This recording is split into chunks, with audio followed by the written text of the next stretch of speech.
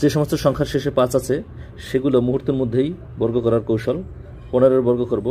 প্রথমে 5-এর বর্গ করব। 5-এর বর্গ করলে 25 হয়, 25 লিখলাম। এবার 1-এর পরের সংখ্যা 2, 1 এবং 2 গুণ করে দিলাম, 2 × 2। 35-এর বর্গ করব। প্রথমে 5-এর বর্গ করব। 5-এর বর্গ করলে 25 হয়।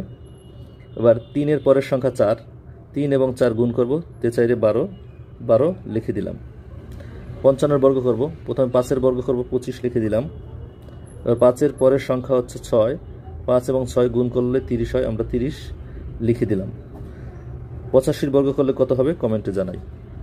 যে সমস্ত সংখ্যার শেষে 5 আছে সেগুলো মুহূর্তের মধ্যেই বর্গ করার কৌশল। 15-এর বর্গ করব।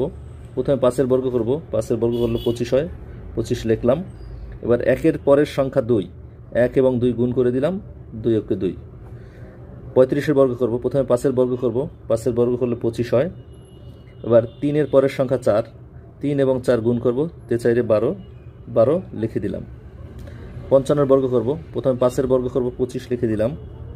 এবার 5-এর পরের সংখ্যা হচ্ছে 6, 5 এবং 6 গুণ করলে 30 হয়, আমরা 30 লিখে দিলাম। 85-র বর্গ করলে কত হবে কমেন্টে জানাই।